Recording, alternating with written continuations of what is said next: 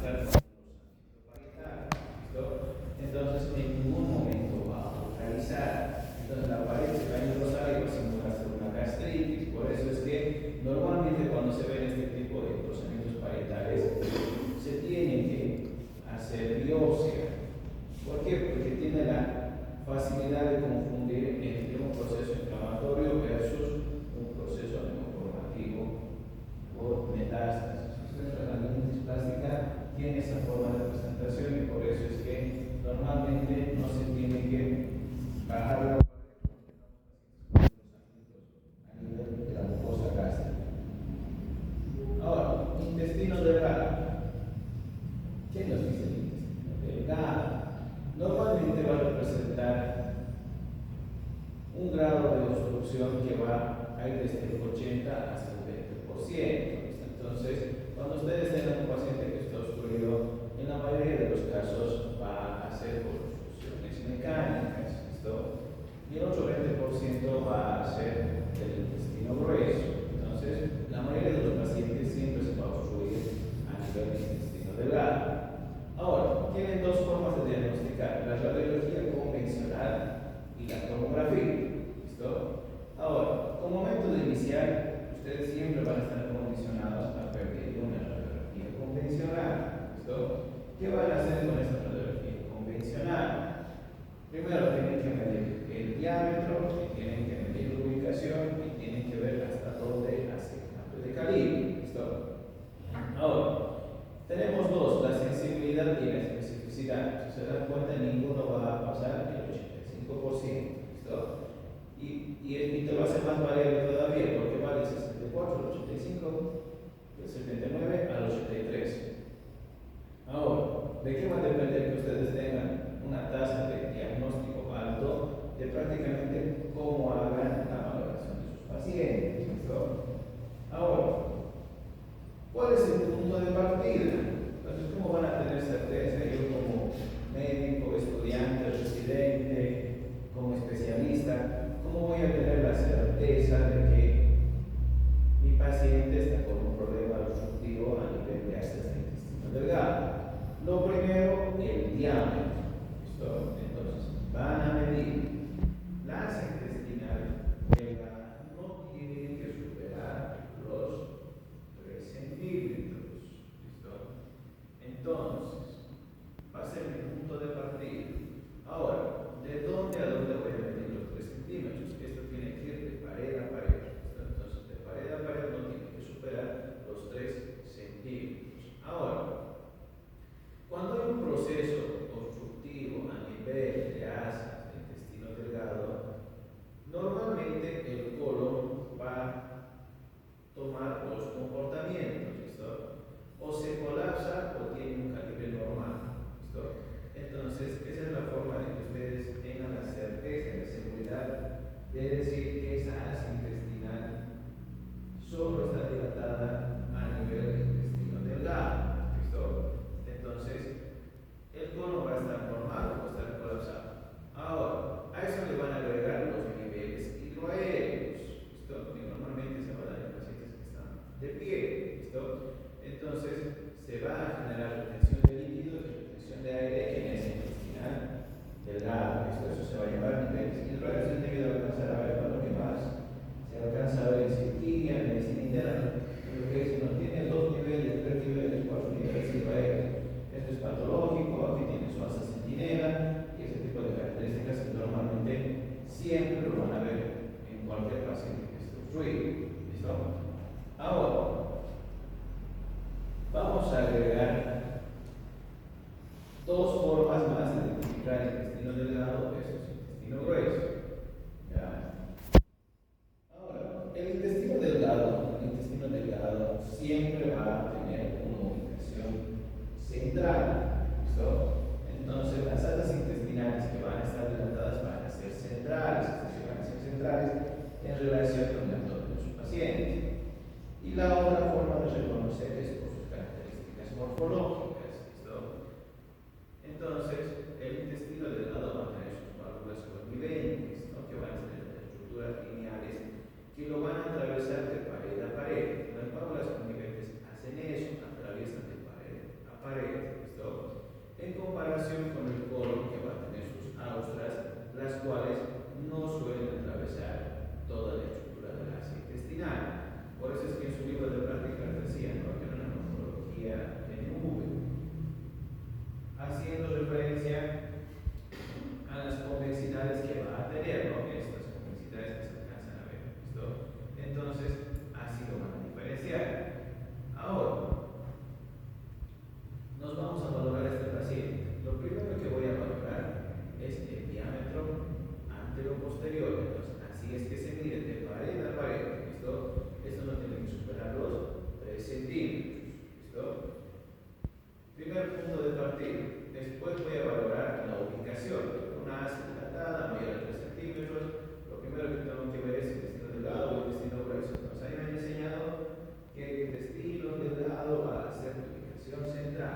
Entonces, ¿qué estamos viendo? Una asa dilatada al medio de la cavidad abdominal.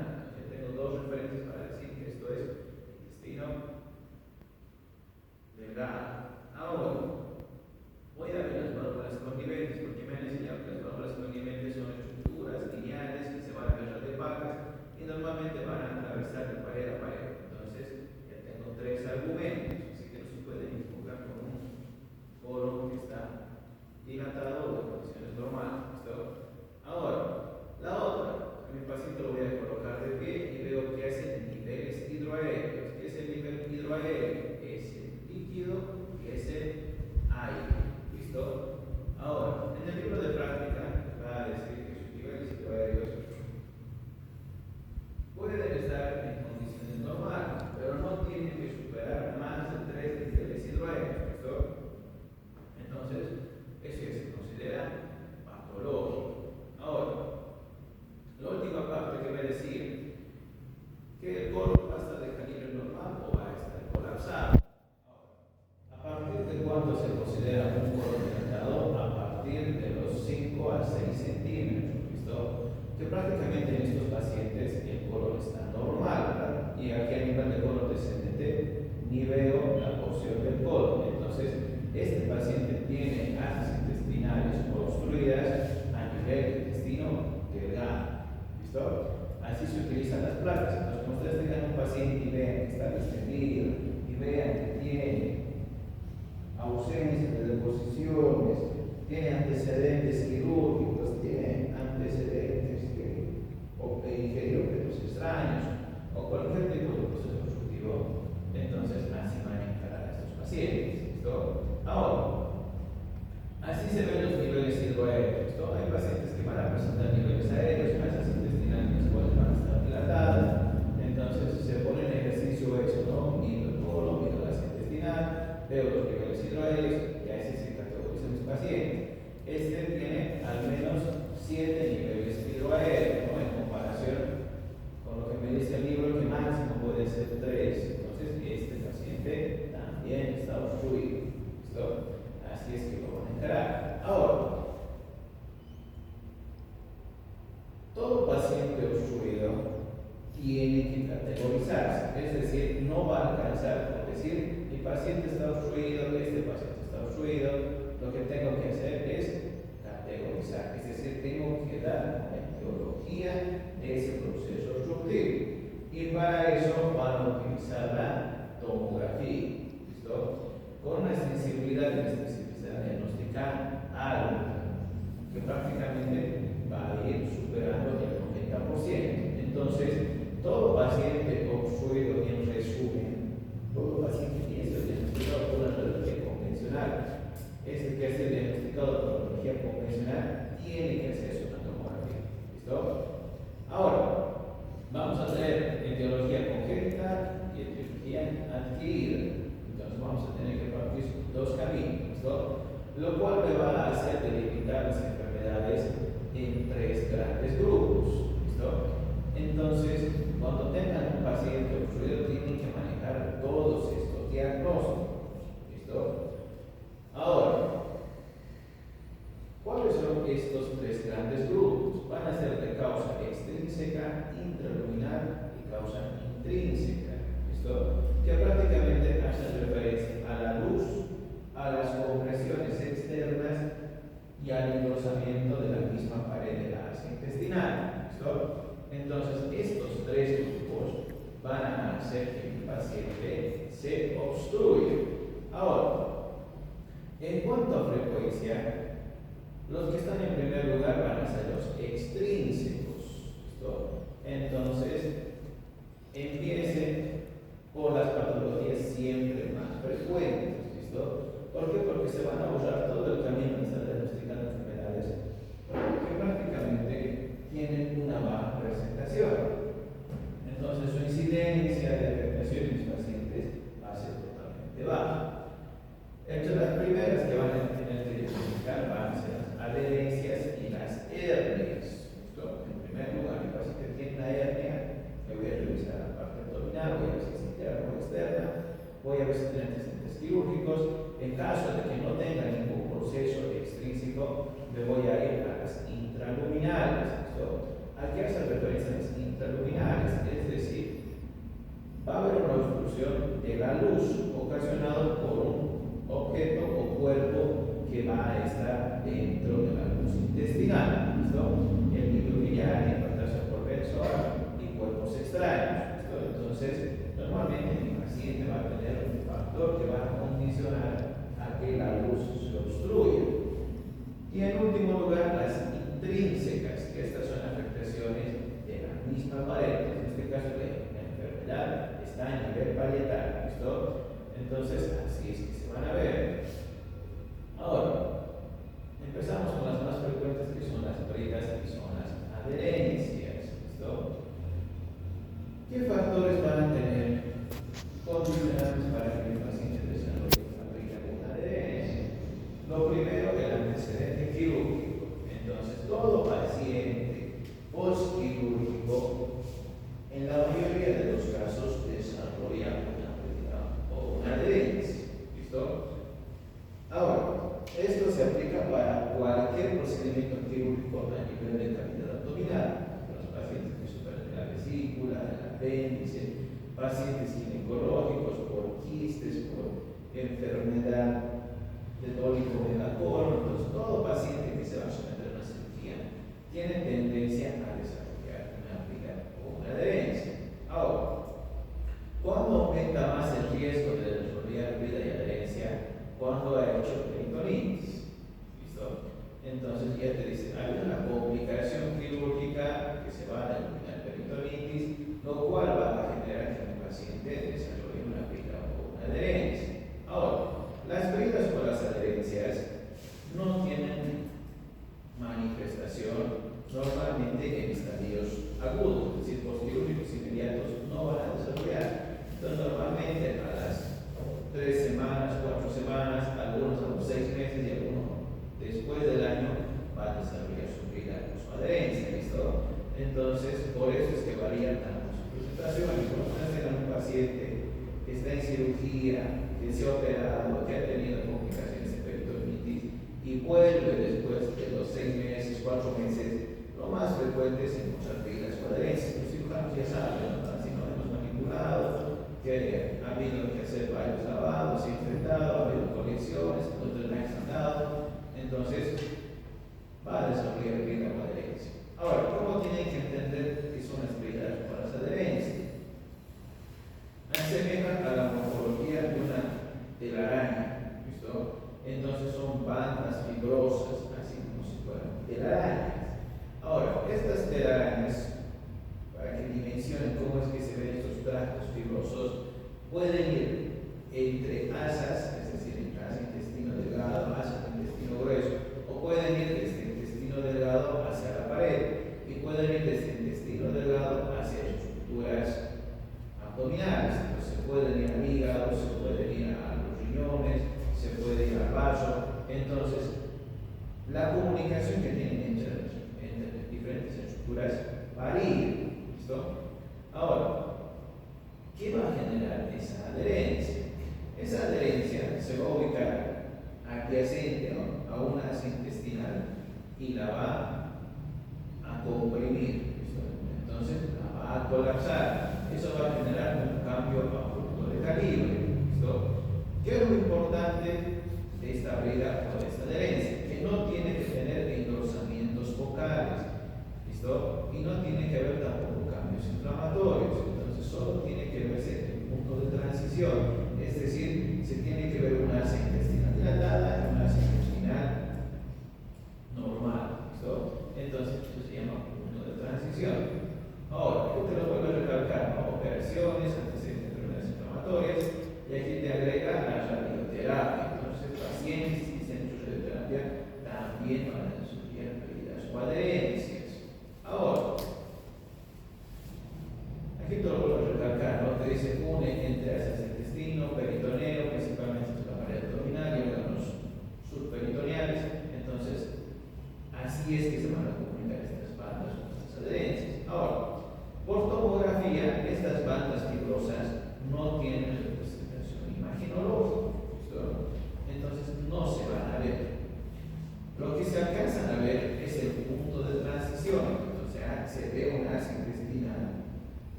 dilatada con un punto de transición sin observar engrosamientos focales ni compresiones extrínsecas. ¿Listo? Entonces, así es que se alcanza a ver. Ahora, la tomografía, ¿para qué se suele pedir? Primero, para ubicar el punto de transición, para ver signos de complicación y para lograr si mi paciente tiene signos isquémicos. ¿Listo?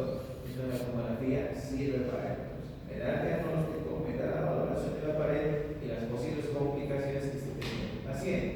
Ahora, tomográficamente, esto es lo que se alcanza a ver. ¿Listo? Una asa intestinal dilatada, no veo una asa intestinal dilatada, veo una asa intestinal dilatada, con un punto de transición. Entonces, a nivel de la banda fibrosa, yo no alcanzo a ver ningún engrosamiento parietal, es decir, no veo un tumor, no veo un cambio inflamatorio, es decir, no tiene un proceso infeccioso inflamatorio, solo veo la estenosis generado por una banda fibrosa. ¿Listo? Así es que se alcanza a ver. Ahora, estas bandas fibrosas pueden ser de un trayecto corto o pueden ser largos, como en este caso. Entonces, así es que se alcanza a ver. Ahora, ¿de qué va a depender su variación y su presentación? Del grado de bandas que tenga en esa ubicación. Entonces, en este caso se ve que es una y es pequeña y es corta, ¿no? Entonces, así es que se hace. Ahora, en este caso, igual, ¿no? Una banda fibrosa mucho más larga y mucho más extensa. Entonces, aquí debe tener bandas cicatrizales amplias y en una cantidad numeral alta. ¿Listo? Entonces, así es que se alcanzan a ver. Ahora, hernias abdominales. Dos caminos: hernias internas y hernias externas. Las más frecuentes siempre las hernias externas. Ahora, ¿cómo lo van a ver ustedes? Primero, una hernia externa va a tener una manifestación clínica con abombamiento de la pared abdominal.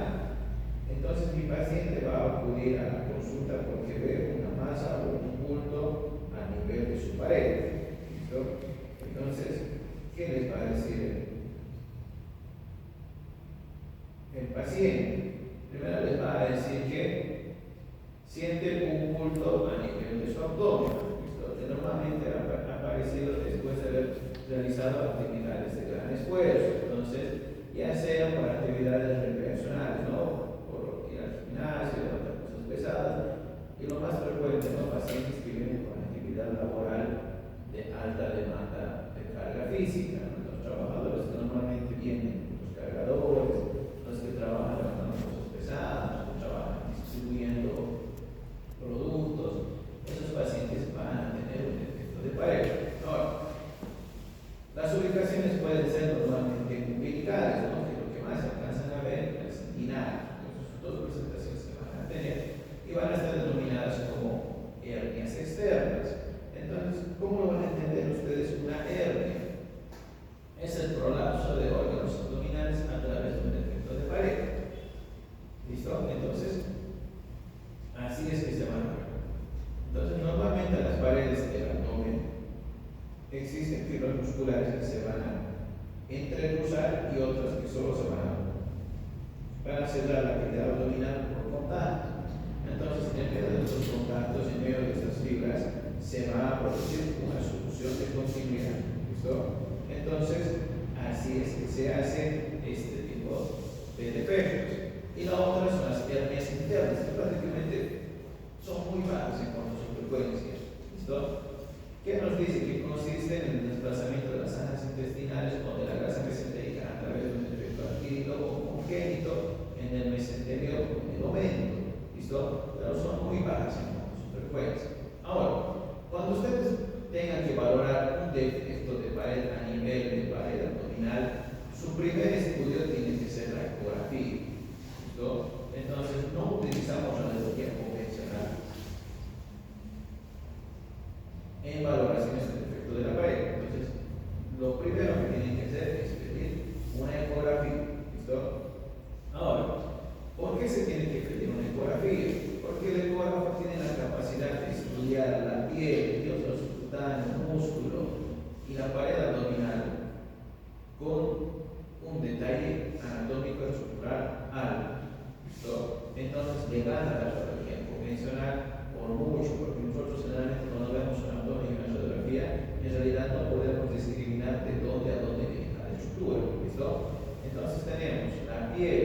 tejido celular subcutáneo y tenemos el tejido muscular, ¿listo? Y aquí ya se ve la cavidad abdominal. Entonces, cada una de sus porciones se puede valorar, ¿listo? Ahora, asociado a eso, también podemos ver la dilatación de asa del intestino delgado, que igual, ¿no? Por más que sea ecografía, por más que sea tomografía o radiología convencional, no tiene que superar los 3 centímetros. Entonces, no varía. Entonces, una asa intestinal, por cualquier método que he estudiado, sigue respetando sus diámetros de referencia. Entonces, la información de 3 centímetros lo van a aplicar de aquí en adelante para todo: para ecografía, tomografía, resonancia, para todo método, hasta para los estudios contrastados, para todo. ¿Listo? Ahora, ¿qué es lo que van a ver en este defecto de pared y qué se valora una vez que su paciente llegue al ecografía? Esta información la tienen que tener porque a ustedes les van a recibir y les van a dar los informes. ¿Listo? Ahora, normalmente la pared abdominal siempre tiene que ser regular y no tiene que tener ningún defecto. ¿Listo? Ahora, ¿qué se considera un defecto? Cuando vemos que la pared muscular, que esta es la más interna, tiene un defecto de pared, entonces esto se llama anillo. Entonces, cuando les digan, se observa el defecto de pared con anillo, hacen referencia a la solución de continuidad que existe en la pared muscular. Eso se llama anillo. ¿Listo? Y es la valoración inicial que se tiene para cualquier defecto de pared. Ahora, la segunda parte, que es valorar el saco. ¿Listo? El saco en realidad es todo el contenido que va a tener ese defecto de pared. ¿Listo? Entonces, el saco se mide longitudinal y anteroposterior. Ahora, lo que sigue es valorar el contenido. ¿Listo? Ahora, en defecto de pared a nivel inguinal, a nivel umbilical, normalmente lo que se va a construir es el intestino o es el tejido mental. ¿Listo? Entonces, en algunos casos solo va a ser aumento o va a ser asa intestinal. Y cuando el defecto es grande, la producción de la asa intestinal va a ser mixta, va a ser aumento y tejido intestinal. ¿Listo? Eso se puede valorar por ecografía, no se da detalle, sino con saco de contenido intestinal dentro de ese defecto de pared.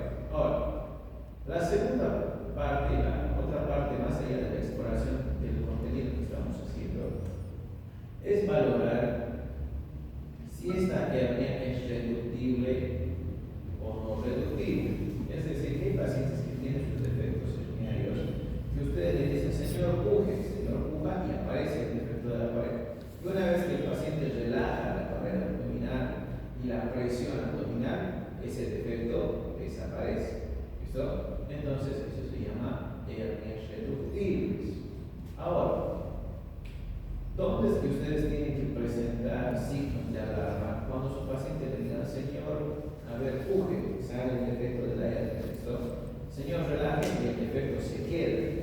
Es decir, la pared no recupera ni su forma, ni el defecto de pared, ni la asa vuelve a la cavidad abdominal. ¿Listo? Entonces, esa asa tiene tendencia a sufrir isquemia. ¿Listo? Entonces, las hernias se complican. ¿Y cómo se van a complicar? Por estrangulación. Entonces, a través de este defecto va a ingresar una gran cantidad de asas intestinales y de aumento, lo cual va a generar que el intestino tenga que pasar su tránsito por esta cavidad estrecha y tenga que volver a salir. Entonces ese trayecto se va a estancar, se va a dilatar, se va a irritar y se va a inflamar.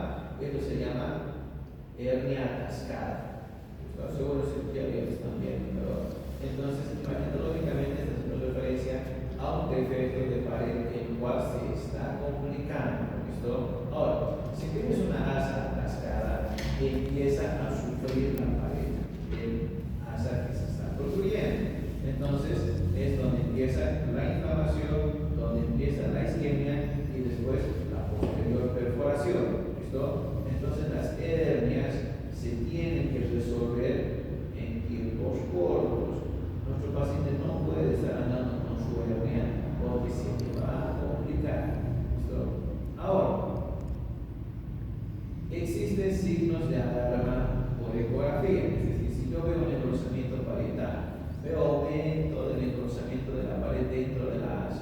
veo líquido libre, esta asa ya está teniendo signos de sufrimiento. ¿Listo? Ahora, a eso ustedes le van a agregar el examen físico, entonces el paciente va a ser ágil, el paciente con mucho dolor. Es más, van a ver la hernia y el apoyo central o el equipo de ecografía, este paciente está alérgico. ¿Listo? Y empieza a tener cambios de coloración la piel. Esa piel que está en este defecto se vuelve totalmente turgente, se vuelve totalmente rojizo, se vuelve violáceo. Entonces, esa asa ya está sufriendo. Ahora, la recomendación es que le hagan una tomografía.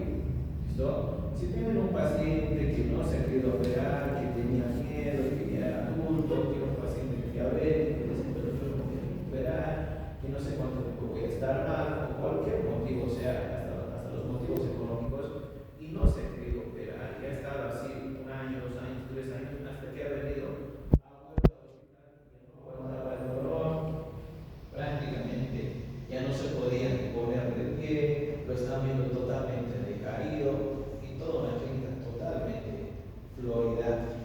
Pídanle una tomografía. ¿Listo? Pero ¿por qué? Porque es la única forma que ustedes van a tener de valorar la vitalidad de esa asa intestinal.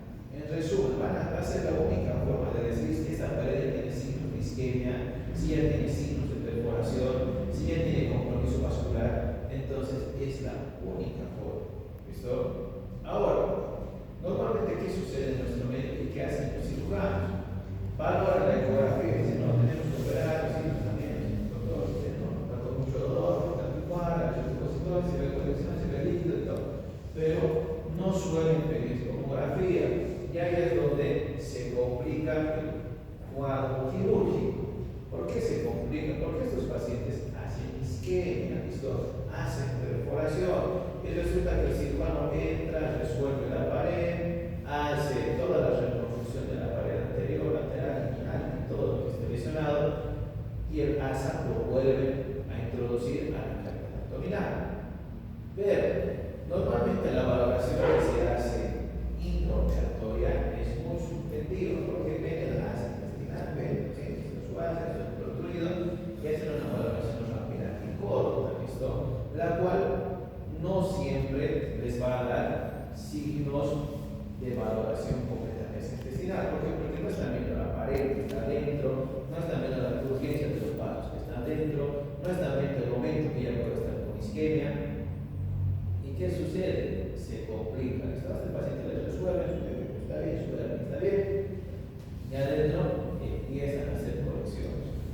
¿Listo? Entonces ahí es donde se complica. Bueno, entonces ustedes, los que les toca hacer cirugía, los que ya tengan un enfoque quirúrgico y quieran hacer este tipo de valoraciones, hagan una valoración completa.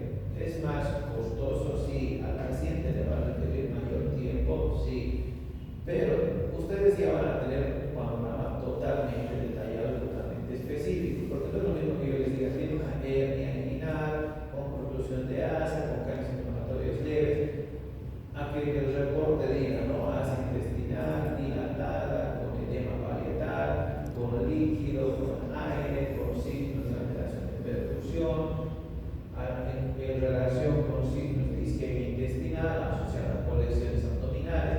Entonces, ese cuadro es totalmente complejo. Ustedes ya tienen que saber lo que es asa intestinal, la tienen que sacar, la tienen que retirar, porque ya está con isquemia. Es decir, es una asa intestinal que ya está muerta. ¿Listo? Entonces, se tiene que sacar. ¿Para qué? Para que no se complique, para que no se infecte y posteriormente el paciente no está entrando con condiciones múltiples en el de la abdominal. ¿Listo? Entonces, así es que se tiene que hacer. ¿Ya? Entonces, otro ejemplo. ¿Listo? A nivel inguinal del lado izquierdo, así es que se alcanzan a ver los defectos, así se alcanzan a ver las intestinales dilatadas. En un corte coronal se alcanza a ver la dilatación del asa, la estrangulación después de haber ingresado por ese defecto urinario en todas las asas superiores enfermas.